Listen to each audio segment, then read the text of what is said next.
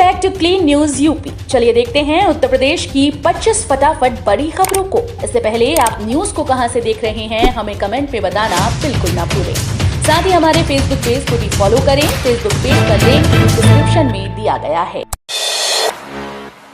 Modi cabinet का बड़ा फैसला, PMSHRI योजना को मिली मंजूरी।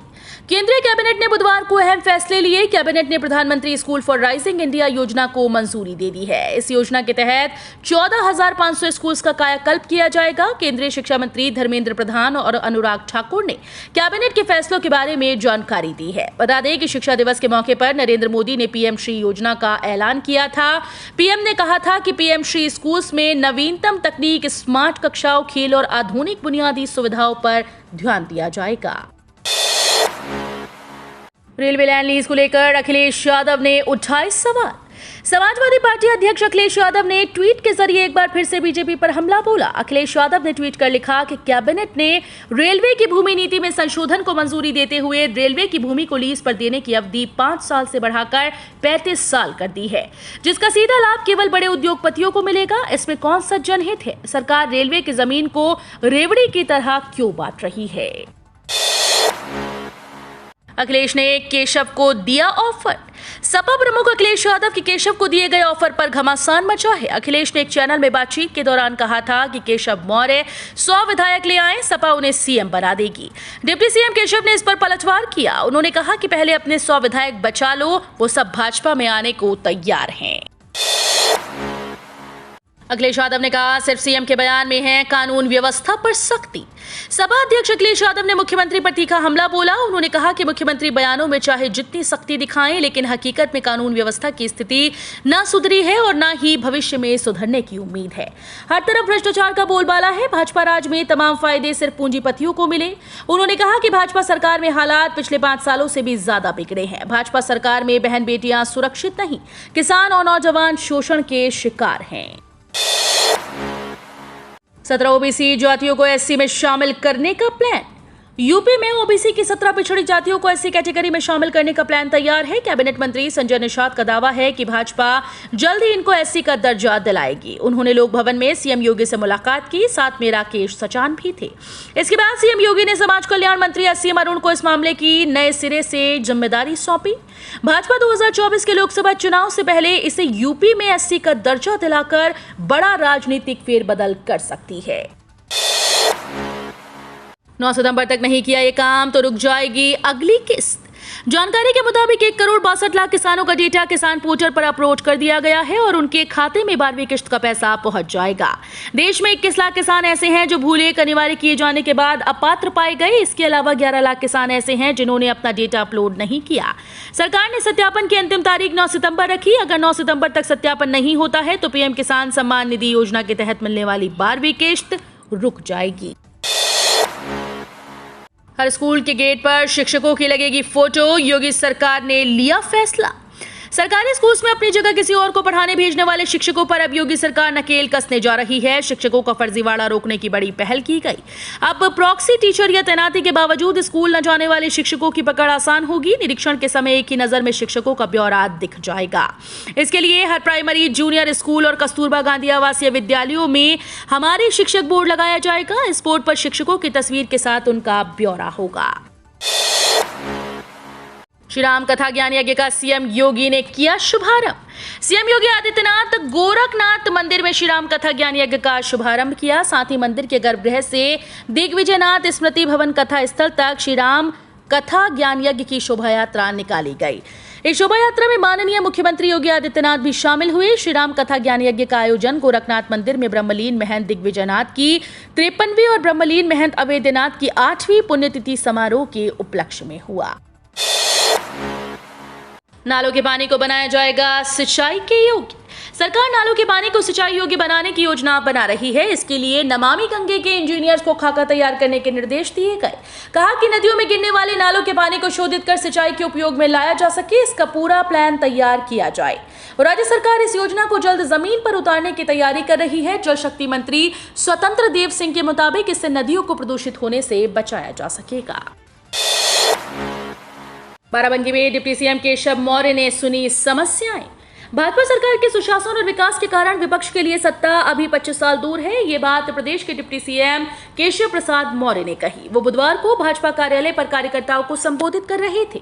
बताया कि बेसहारा पशुओं की समस्याओं के स्थायी समाधान को लेकर सरकार में मंथन चल रहा है। जिले में कम बारिश होने पर भी चिंता जताई। डिप्टी सीएम ने कहा, लापरवाही और हीला हवाली करने वाले अधिकारियों कर्मचारियों पर नकेल कसी जाएगी। कहा कि पिछली सरकारों की गंदगी को भाजपा सरकार साफ करने में जुटी हुई है। गरीब कल्याण की योजनाओं में भ्रष्टाचार करने वालों पर केंद्र और प्रदेश की सरकार जीरो टॉलरेंस की नीति पर कार्रवाई कर रही है। बदायूं पहुंचेंगे डिप्टी सीएम ब्रजेश पाठक। बदायूं में सूबे के डिप्टी सीएम ब्रजेश पाठक गुरुवार यानी आज पहुंचेंगे। यहां तकरीबन 5.5 घंटे रहकर वो जहां एक और प्रदेश सरकार द्वारा चलाई जा रही योजनाओं की हकीकत जानने को स्थलीय निरीक्षण करेंगे, वहीं कलेक्ट्रेट में अधिकारियों की बैठक लेकर योजनाओं की प्रगति की समीक्षा भी करेंगे। ओपी राजभर को मऊ में और झटके इस्तीफों की झड़ी।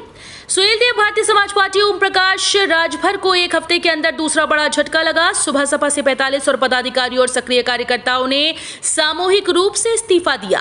ओपी राजभर को छोड़ने वाले सुबह सपा के पूर्व उपाध्यक्ष महेंद्र राजभर के समर्थन में सभी ने इस्तीफा दिया। मऊ के कोपागंज में आयोजित बैठक के दौरान कार्यकर्ताओं ने बड़ा फैसला लिया। सभी कार्यकर्ताओं ने सुबह सपा की टोपी भी उतार दी। ओपी राजभर को पिछले 1 महीने में कई झटके लग चुके हैं। प्रसपा नेता के गेस्ट हाउस पर चला बुलडोजर। कानपुर में बुधवार को प्रगतिशील समाजवादी पार्टी के नेता के गेस्ट हाउस पर बुलडोजर चला। कानपुर विकास प्राधिकरण यानी केडीए की टीम ने अवैध निर्माण पर कार्रवाई की। बर्रा बाईपास चौराहे के पास दिव्यांशी गार्डन के नाम से प्रसपा नेता विनोद प्रजापति का गेस्ट हाउस है। ये प्रसपा के कानपुर ग्रामीण जिलाध्यक्ष हैं। केडीए के ओएसडी सत्य शुक्ला ने बताया कि विनोद प्रजापति ने साल 2009 में केडीए की जमीन को गलत तरीके से रजिस्ट्री करा लिया था। 2000 वर्ग गज में गेस्ट हाउस बना दिया। इसका नक्शा भी पास नहीं था। निर्माण गिराने से पहले कानूनी प्रक्रिया का पूरा पालन किया गया। दिल्ली नोएडा बॉर्डर पर बनेगा पहला जू थीम पार्क। एनसीआर का पहला नेचुरल ट्रेल ऑफ आर्टिफिशियल जू थीम पार्क के दिल्ली के एकदम पास नोएडा में बनने जा रहा है। ये पार्क अपने आप में अनोखा होगा, जिसका कॉन्सेप्ट 4D पर आधारित होगा। पार्क को 4D कॉन्सेप्ट पर बनाया जा रहा है। इस तकनीक का प्रयोग यहां बनाए जाने वाले जंगली जानवरों में किया जाएगा, जो बने तो नकली होंगे लेकिन उनकी प्रतिक्रिया असली से कम नहीं होगी। असली जानवरों की तरह ही उनके शरीर में मूवमेंट और आवाजें होंगी। साथ ही उनकी पूरी जानकारी के लिए गाइड भी रखी जाएंगी। अयोध्या के ऋषि सिंह पहुंचे इंडियन आइडल 13 में। अयोध्या के ऋषि सिंह सोनी एंटरटेनमेंट चैनल पर प्रसारित होने वाले इंडियन आइडल 13 के सीजन के टॉप 15 में जगह बना चुके हैं। शहर के खवासपुरा गुरुद्वारा गली के 19 वर्षीय ऋषि का शो 10 सितंबर से ऑन एयर होगा। प्रोग्राम की रिकॉर्डिंग हो चुकी है। टॉप 15 प्रतिभागियों में पहुंचे ऋषि ने पहला पहला प्यार का गाना गाया, तो मंच पर बैठे बॉलीवुड के टॉप म्यूजिशियन व सुर सम्राट विशाल ददलानी, हिमेश रेशमिया और नेहा कक्कड़ झूमते नजर आए। एसएसएफ संभालेगी एयरपोर्ट की सुरक्षा। लखनऊ एयरपोर्ट की सुरक्षा अब स्पेशल सिक्योरिटी फोर्स के जिम्मे होगी। इसका मसौदा शासन में तैयार कर चुका है। बुधवार को मुख्य सचिव गृह संजय प्रसाद ने बैठक की। उन्होंने कहा कि इसके लिए जरूरी कार्यवाही पूरी कर ली जाएगी। लखनऊ के चौधरी चरण सिंह एयरपोर्ट की सुरक्षा अभी तक केंद्रीय औद्योगिक सुरक्षा बल संभाल रही थी, लेकिन अब इसकी जगह एसएसएफ को तैनात करके तैयारी शासन ने कर ली है। आगरा में फिल्म ब्रह्मास्त्र का बायकॉट शुरू। बॉलीवुड मूवी ब्रह्मास्त्र का बायकॉट शुरू हो चुका है। यूपी के आगरा में हिंदूवादी संगठनों ने चेतावनी दी है कि मूवी देखने के लिए सिनेमा घरों तक जाने वालों का मुंह काला किया जाएगा। संगठन के पदाधिकारी रणबीर कपूर और करण जौहर की बयानबाजी से नाराज हैं। बरेली की जामा मस्जिद को बम से उड़ाने और इमाम को जान से मारने की धमकी। बुधवार को बरेली के थाना किला क्षेत्र स्थित जामा मस्जिद को बम से उड़ाने की धमकी वाला पोस्टर मिलने से हड़कंप मच गया। जानकारी के मुताबिक नमाजी सुबह फज्र की नमाज पढ़ने पहुंचे तो दीवार पर जामा मस्जिद को बम से उड़ाने की धमकी भरा पोस्टर चस्पा था। पोस्टर में इमाम खुर्शीद आलम की हत्या करने की धमकी भी दी गई। पोस्टर में लिखा था कि मस्जिद में किसी भी शुक्रवार के दिन बम रखा जाएगा। सूचना पर पुलिस अधिकारी मौके पर पहुंचे और इंतजामिया कमेटी के लोगों से जानकारी ली और मामले की जांच शुरू कर दी। यूपी में गैर मान्यता प्राप्त मदरसों का सर्वे 15 अक्टूबर तक। उत्तर प्रदेश के अल्पसंख्यक कल्याण, मुस्लिम वक्फ और हज विभाग के कैबिनेट मंत्री धर्मपाल सिंह ने राज्य के गैर मान्यता प्राप्त मदरसों का सर्वे कराने के लिए 10 सितंबर तक सर्वे टीम गठित करने के निर्देश दिए। अधिकारियों को 15 अक्टूबर तक सर्वे का काम पूरा करने के लिए कहा गया है। बाराबंकी में दलित आचार्य की चोटी काटी। यूपी में बाराबंकी के एक इंटर कॉलेज में दलित आचार्य की चोटी काट दी गई। उन्हें क्लास के अंदर नहीं जाने दिया गया, साथ ही उनकी कुर्सी भी छीन ली गई। स्कूल में संस्कृत पढ़ाने वाले आचार्य का आरोप है कि स्कूल के क्षत्रिय शिक्षक मिलकर उनको प्रताड़ित करते हैं। उन्होंने आरोप लगाया कि अन्य शिक्षक कहते हैं एक नीची जाति का व्यक्ति संस्कृत कैसे पढ़ा सकता है। वे गाली भी देते हैं। मामले में दलित शिक्षक ने DIOS से मामले की शिकायत की। हालांकि प्रिंसिपल डॉक्टर SC गौतम ने इन आरोपों का खंडन किया है। 9 साल बाद कॉलेज में क्लर्क की भर्ती। यूपी सरकार ने प्रदेश के 4512 एडेड कॉलेजेस में क्लर्क भर्ती का फैसला किया। भर्ती पदों की संख्या 1621 है। इसके लिए 19 सितंबर से आवेदन किए जा सकेंगे। परीक्षा में शामिल होने के लिए अधीनस्थ चयन सेवा आयोग यानी UPSSC द्वारा आयोजित PET परीक्षा में 50% से ज्यादा नंबर हासिल करना जरूरी है। लेखपाल भर्ती मुख्य परीक्षा की फाइनल आंसर की जारी। UPSSSC यानी उत्तर प्रदेश अधीनस्थ सेवा चयन आयोग ने 31 जुलाई को हुई लेखपाल भर्ती मुख्य परीक्षा की आंसर की जारी कर दी। UPSSC की ऑफिशियल वेबसाइट upsssc.gov.in पर आंसर की डाउनलोड की जा सकती है। इन लोगों को नहीं मिलेगा राशन कार्ड, भी हो जाएगा रद्द।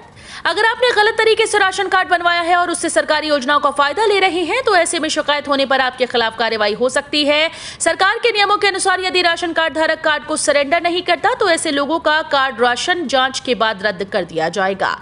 साथ ही उस परिवार के खिलाफ कानूनी कार्रवाई भी होगी। इतना ही नहीं, ऐसे लोगों से जब वो राशन ले रहा है तब से राशन की वसूली भी की जाएगी।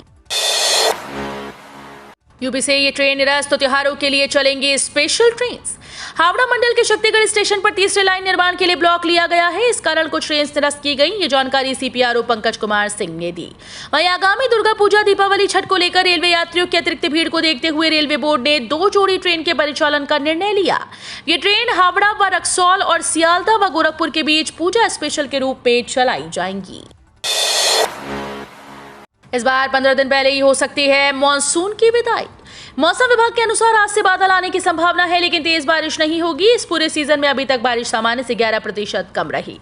वैसे तो मानसूनी सीजन सितंबर तक रहता है, लेकिन इस बार 15 दिन पहले ही विदाई ले सकता है।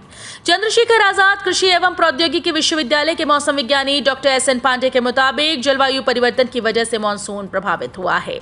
यही वजह है कि सितंबर महीने की शुरुआत से ही बारिश का सिलसिला टूट गया। उधर पिछले एक हफ्ते में तापमान में 3 डिग्री की बढ़ोतरी हुई।